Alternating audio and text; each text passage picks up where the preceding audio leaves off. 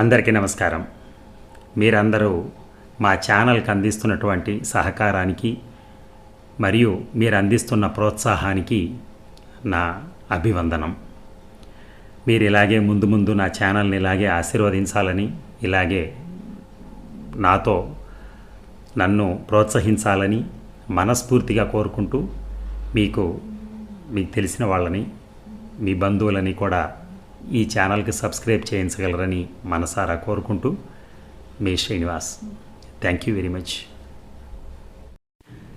ఇటు తూర్పు అటు పశ్చిమం సీరియల్ 6వ భాగం. రచన తనూజ గారు. ఇప్పటి వరకు జరిగింది, విలియంని పిలిపించి రిషికి అపాయింట్మెంట్ ఇప్పిస్తాడు మైక్. సోఫీ తన గురించి చెప్తుంది, కానీ ఋషితో అతను తనకు ఎలా తెలుసో చెప్పదు. హరి, రాజీవులతో సోఫీ పరిచయం గురించి చెప్తాడు రిషి. సోఫీతో రకరకాల ప్రదేశాలు చూస్తాడు. ఇద్దరి మధ్య బాగా చనువు పెరుగుతుంది. రాజీవ్ భార్య రాజీవ్ని ఎలా టార్చర్ పెడుతుంది చెప్తాడు హరి. వాల్ట్ డిస్నీ కన్సర్ట్ హాల్కి రిషిని తీసుకువెళ్తుంది Sophie. A R Rahman music programme జరుగుతుంది అక్కడ. లండన్లోని ఎన్ఫీల్డ్ ప్రాంతంలో 8 తరాల క్రితం మా నాయనమ్మకు దొరికిన ఒక డైరీలో టైటానిక్ తలదన్నే ప్రేమ కథ ఉందని చెప్తుంది సోఫీ. ఆ డైరీలో ఉన్న 2 ఫోటోలు చూసి ఆశ్చర్యపోతాడు రిషి. ఒకటి సోఫీది, మరొకటి తనది. రిషికి ఐ లవ్ యూ చెప్తాడు. సోఫీకి ఐ లవ్ యూ చెప్పటమే కాదు, ఆమెను గాఢంగా ముద్దు కూడా పెట్టుకుంటాడు రిషి. సోఫీతో తన ప్రేమాయణం గురించి హరికి చెప్తాడు రిషి. నువ్వు తీయబోయే సినిమా సీన్లకు గ్రాఫిక్ రూపం నేనిస్తాను అంటాడు రిషి. మరి తర్వాత జరిగేది విందామా? ఎలా అంది సోఫీ. సీనుకు 1 ముద్దులు ఇవ్వాలి అన్నాడు రిషి. అదేం లెక్క? పోనీ 2 తగ్గించుకుని 10 చేసుకో, అది కూడా ఎక్కువే.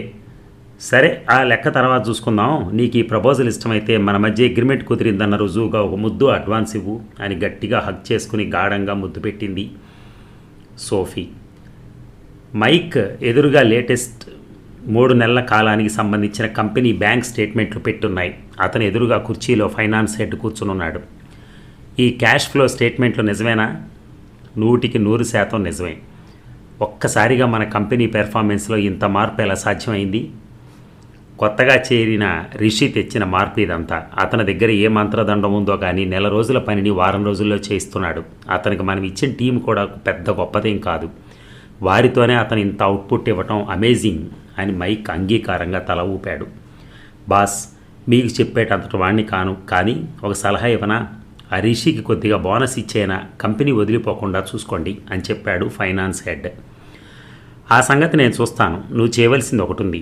మన కంపెనీకి ఇన్ని లాభాలు వస్తున్నాయన్న విషయం ఇంకెవరికీ తెలియకూడదు. ముఖ్యంగా రిషికి ఈ అభివృద్ధి అంతా తన వలనే అని తెలియకూడదు. అలా తెలిస్తే అతను మన కంపెనీని వదలకుండా లాభాల్లో వాటాలు అడిగినా అడుగుతాడు.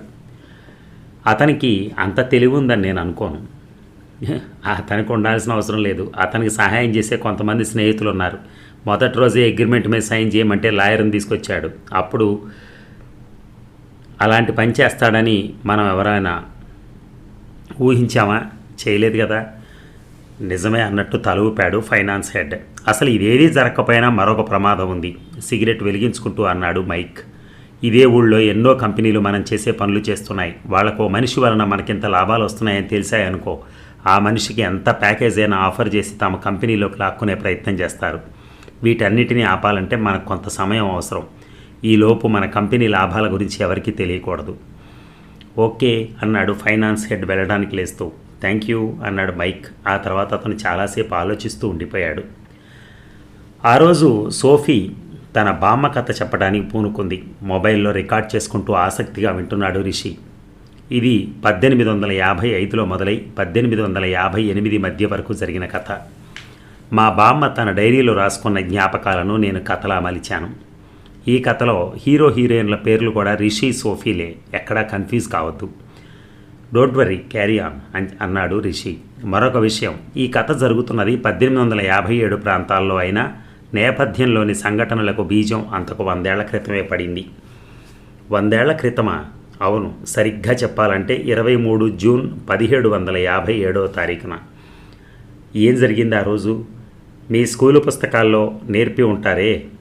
ప్లాసీ యుద్ధం గురించి వినలేదా? నువ్వు చెప్తుంటే విన్నట్టే ఉంది. సోషల్ సైన్సెస్లో ఉన్నట్టుంది ఆ పాఠం.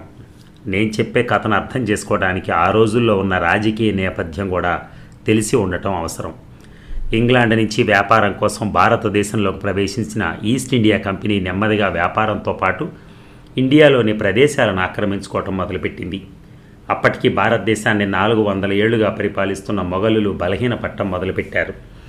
వారిని బలహీనపరుస్తున్న మరాఠాలు అంతగా బలపడలేదు. ఇటువంటి సమయంలో ఇండియాలోకి ప్రవేశించిన కంపెనీని అడ్డుకునేవారే దేశంలో కరువైపోయారు. అలాంటి సమయంలో బెంగాల్ నవాబ్ ఒక్కడే ఎదిరించి నిలిచాడు. నూనుగు మీసాల సిరాజుద్దౌలా కంపెనీని కలకత్తా నుంచి తరిమి కొట్టడానికి సమాయత్తమయ్యాడు. ఈస్ట్ ఇండియా కంపెనీ తరపున రాబర్ట్ క్లైవ్ నేతృత్వంలో సైన్యం యుద్ధానికి సన్నద్ధమైంది. ఆ రోజుల్లో బెంగాల్ రాజధాని Murshidabad, East India Company headquarters Calcutta. రెంటికి మధ్య పాలాషి అనే చోట హుగ్లీ నది ఒడ్డున యుద్ధం జరిగింది. పాలాషీని పలకటంలో కష్టపడిన ఆంగ్లేయులు ప్లాసీ యుద్ధం అన్నారు. ఓ కంపెనీ తన అద్దె బలగాలతో ఒక విశాల బెంగాల్ సామ్రాజ్యం మీద యుద్ధానికి దిగటం ఎంత విచిత్రమో అర్థం చేసుకో. ఇండియాలో ఉన్న మరో ప్రాంతానికి చెందిన ఏ రాజు బెంగాల్కి సాయం రాలేదు. ఆ అనైక్యతే ఇండియాను మరో 200 ఏళ్ళు బానిసత్వంలా మగ్గేలా చేసింది.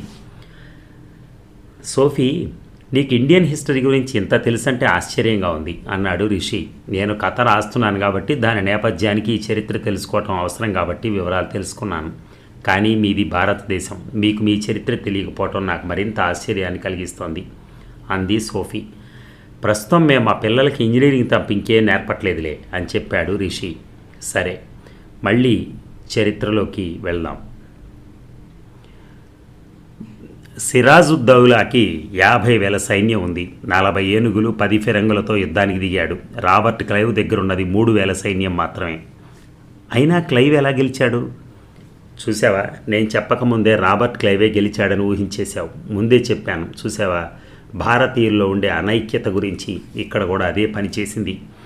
రాబర్ట్ క్లైవ్ యుద్ధానికంటే ముందే కుటిల రాజకీయం చేశాడు. సిరాజుద్దౌలా సేనాని మీరా జాఫర్ని కొనేశాడు. తనకు సహకరిస్తే బెంగాల్ నవాబుని చేస్తానని వాగ్దానం చేశాడు. మీర్ జాఫర్ లొంగాడా? లొంగబట్టే ప్లాసీ యుద్ధం జరిగిన ఇన్నేళ్లకు కూడా నేను నీకు చెప్పే చరిత్ర అయింది. లేకపోతే రొటీన్ యుద్ధం అయ్యేదిగా. ప్లాసీ యుద్ధంలో ఎవరు ఊహించని జరిగింది. సిరాజుద్దౌలాను చంపి మరీ బెంగాల్ను గెలుచుకున్నాడు రాబర్ట్ క్లైవ్. నవాబుగా జాఫర్ ఉన్న పెత్తనం క్లైవే చేశాడు. తన కంపెనీ పాలనని బెంగాల్ మొత్తం విస్తృతం చేశాడు. 100 ఏళ్లు గడిచేటప్పటికీ కంపెనీ దేశంలో అధిక భాగాన్ని ఆక్రమించుకుంది. మొఘలులు ఆఖరి చక్రవర్తి బహదూర్ షా జఫర్ ఢిల్లీలో ఒక ప్రాంతానికి పరిమితమయ్యాడు. అయితే ఇంకా కొన్ని చిన్న చిన్న రాజ్యాలు ఉన్నాయి. వాటిని ఆక్రమించుకోవడానికి ఈస్ట్ ఇండియా కంపెనీకి చెందిన గవర్నర్ జనరల్ కొత్త కుట్ర పన్నాడు. కొత్త చట్టం తెచ్చాడు. దాని పేరే ల్యాప్స్ ఆఫ్ డాక్ట్రైన్. ఎవరైనా రాజు సంతానం లేకుండా చనిపోతే ఇక ఆ రాజ్యాన్ని కంపెనీ తన ఆధీనంలోకి తీసుకోవచ్చు అన్నది ఆ చట్టం సారాంశం. అంతా కంపెనీ అనుకున్నట్టే జరిగింది. ఎన్నో చిన్న చిన్న రాజ్యాలు కంపెనీలో కలిసిపోయాయి. మరాఠాల ఆఖరి పీష్వా బిరుదు కూడా కోల్పోయి కాన్పూర్ దగ్గర బిత్తూరులో కంపెనీ సమకూర్చిన భవనంలో ఉండవలసి వస్తోంది. కంపెనీకి ఎదురు లేదని అందరూ అనుకుంటున్న సమయంలో 2 స్త్రీమూర్తులు ఈ అన్యాయాన్ని ఎదిరించడానికి పూనుకున్నారు. వారే ఝాన్సీ లక్ష్మీబాయి, హజరత్ బేగం. ఇది నేపథ్యం. ఇప్పుడు నేను చెప్పబోయే కథ విను అంటూ మొదలుపెట్టింది సోఫీ. పాత కథ. 1855 లండన్ నగరానికి తూర్పున 16 కిలోమీటర్ల దూరంలో ఉన్న ఎన్ఫీల్డ్ ప్రాంతం. Royal small arms factory. ఎప్పుడూ యంత్రాలు చేసే శబ్దాలతో రణగణధ్వనులతో నిండి ఉండే ఫ్యాక్టరీ ఆవరణ. ఆ రోజు పండగ వాతావరణం సంతరించుకుంది. P-53 రైఫిల్ ఆవిష్కరణ. ఆ ఆవిష్కర్త ప్యాటర్న్కు విక్టోరియా రాణి మెడల్ బహుకరించిన సందర్భంగా ఫ్యాక్టరీ ఏర్పాటు చేసినటువంటి అభినందన సభ. రైఫిల్ తయారీ ఫ్యాక్టరీ మిలిటరీ ఆధీనంలో నడుస్తూ ఉంటుంది. అందులో పనిచేసేది కూడా సైనికాధికారులే. తమలో ఒకరికి సన్మానం జరుగుతున్న సందర్భంగా వారందరూ కుటుంబ సభ్యులతో వస్తున్నారు. ఒకరొకరుగా వారు దిగుతున్న గుర్రపు బగ్గీలతో ఆవరణ నిండిపోతోంది. ఇంతలో సభ మొదలైంది. ప్యాటర్న్ సభా వేదిక మీద కూర్చుంటే అతని భార్య, కూతురు సోఫీ ముందు వరుసలో కూర్చున్నారు. తండ్రికి జరుగుతున్న సన్మానాన్ని అబ్బురంగా చూస్తోంది 20 సంవత్సరాల సోఫీ. ప్రపంచంలో బ్రిటిష్ సైనిక శక్తిని 10 పెంచినటువంటి ఆవిష్కరణ అంటూ పొగుడుతున్నారు అనుభవజ్ఞులు. 500 మీటర్ల వరకు గురి తప్పని పవర్ దీని సొంతం. 900 మీటర్ల వరకు మనుషులను గాయపరచగలదు. 100 మీటర్ల దూరం నుంచి కాల్చిన బుల్లెట్ వరుసగా 6 డజన్ మంది మనుషుల నుంచి దూసుకుపోతుంది. P-53 రైఫిల్ వివరాలను చెప్పాడు మరొకతను. ఇంతలో ఎవరో ఒక మోడల్ రైఫిల్ తెచ్చి వేదిక మీద నుంచి సభలో ఉన్న అందరికీ చూపించాడు. పాయినెట్తో కలిసి 6.5 అడుగుల ఎత్తు ఉంది. అది సుమారు 4 కిలోల బరువు. దీంట్లో బుల్లెట్ లోడ్ చేయటం కూడా చాలా తేలిక. ఇంతకు ముందులా ఎక్కువ సమయం పట్టదు. క్యాట్రిడ్జ్లోనే బుల్లెట్, గన్ పౌడర్ ఉంటాయి. క్యాట్రిడ్జ్ మీద ఉన్న పేపర్ కవర్ కొరికి బుల్లెట్ బ్యారెల్లో పెట్టి గన్ పౌడర్ పోస్తే లోడింగ్ అయిపోతుంది అంటూ డిమాన్స్ట్రేట్ చేసి చూపించాడు అతను. క్యాట్రిడ్జ్ నోటితో కొరికితే సైనికులందరి పళ్ళు ఊడిపోవు అని సభికల్లో ఎవరో అన్నారు. అందరూ నవ్వారు. అలాంటి అవకాశం లేదు, తను కూడా నవ్వుతూ చెప్పాడు సభావేదిక మీద ఉన్న ప్యాటర్న్. క్యాట్రిడ్జ్లకు మెత్తటి కొవ్వు పూసి ఉంటుంది. పళ్ళకి ఏమాత్రం హాని కలగకుండా వాటిని కొరకచ్చు అని చెప్పాడు అతను. వీటిని సైనికులకు ఎప్పుడు ఇస్తారు అని అడిగాడు ఒక మిలిటరీ వ్యక్తి. అతనికి ఈ రైఫిల్స్ ఎప్పుడెప్పుడు వాడదామా అని ఉంది. వీటి తయారీ ఇంకా మొదలుపెట్టలేదు. ఇవాళే అలా చేయటానికి అనుమతి వచ్చింది. ఈ ఫ్యాక్టరీలోనే వారానికి 1500 రైఫిల్స్ తయారు చేసే సామర్థ్యంతో యంత్రాలను బిగించబోతున్నాం. త్వరలో తయారీ మొదలవుతుంది. ఆ తర్వాత ప్రపంచవ్యాప్తంగా ఉన్న మన బలగాలకు వీటిని అందించడం మొదలవుతుంది అని చెప్పాడు ఫ్యాక్టరీలో ప్రొడక్షన్ వ్యవహారాలు చూసే అధికారి. రవి అస్తమించిన బ్రిటిష్ సామ్రాజ్యం మనది. అంతటి సామ్రాజ్యాన్ని సక్రమంగా పరిపాలించాలంటే ఇలాంటి ఆయుధం ఎంతైనా అవసరం అన్నాడు ఒక రాజకీయ నాయకుడు. అతనికి తెలియంది ఏమిటంటే ఏ రైఫిల్ అయితే సామ్రాజ్యాన్ని నిలబెట్టడానికి పనికొస్తుందని భావిస్తున్నాడో ఆ రైఫిల్ కారణంగానే మొత్తం బ్రిటిష్ సామ్రాజ్యం కోల్పోబోతోందని, దానికి బీజం భారతదేశంలోనే పడబోతోందని. ఇంతలో సభ పూర్తయింది. ప్యాటర్న్ వచ్చి తన కుటుంబాన్ని కలుసుకున్నాడు. డాడీ, నాకు ఆలోచన వచ్చింది అంది సోఫీ. 20 సంవత్సరాల సోఫీ యువకుల హృదయ స్పందనను ఒక్క క్షణం ఆపేలా ఉంటుంది. గిరజాల జుట్టు, నీలి కళ్ళు, ఆరోగ్యకరమైన శరీరం, వీటన్నిటిని మించి ఎవరికీ తలవంచని వ్యక్తిత్వం ఆమెను 1000 మందిలో కూడా ప్రత్యేకంగా నిలబెడుతుంది. ఏమిటది బేబీ అన్నాడు ప్యాటర్న్. కూతురు ఏది అడిగినా లేదంటాం అతనికి అలవాట్లేదు. ప్రస్తుతం ఆమె గార్డియన్ దినపత్రికకు విలేకరిగా పనిచేస్తోంది. ఒక యువతి విలేకరిగా పనిచేయటం ఆ రోజుల్లో అరుదు. కానీ తండ్రి ప్రోత్సాహంతో ఆమెకు అది కష్టం కాలేదు.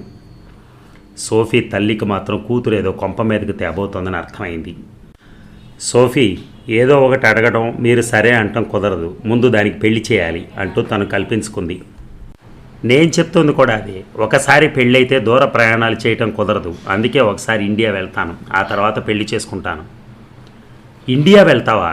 పెద్దగా అరిచింది సోఫీ తల్లి. ఆత్మహత్య చేసుకుంటావా అన్నట్టు ఆ అరిచిన అరుపుకి తండ్రి కూతుళ్ళు అదిరిపోయారు. అంత డేంజరస్ ప్రదేశానికి నిన్ను పంపను, వారి హావభావాలను పట్టించుకోకుండా చెప్పింది తల్లి.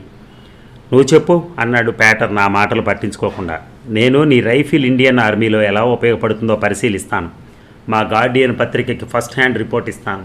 అంతేకాకుండా ఇంతవరకు ఇండియా గురించి సరైన రిపోర్టింగ్ జరగటం లేదని పత్రిక అనుకుంటోంది. ఆ కొరత కూడా తీరుస్తాను. కొన్నాళ్ల తర్వాత వచ్చి పెళ్లి చేసుకుని ఇక్కడ స్థిరపడతాను అంది సోఫీ. పెళ్లి చేసుకునేది ఎప్పుడు? ముసల్దానివి అయ్యాక? మరింత కోపంగా అడిగింది సోఫీ తల్లి. అయినా నేను చూసిన సంబంధం కూడా ఇండియాలోని మిలిటరీ ఆఫీసరే. అతన్ని చేసుకుని అప్పుడు ఇండియాకి వెళ్ళు. అతన్ని పెళ్లి చేసుకోవడానికి ఒప్పుకుంటే ప్రమాదకరమైన ఇండియా క్షేమం అయిపోతుందా అని అడిగింది సోఫీ.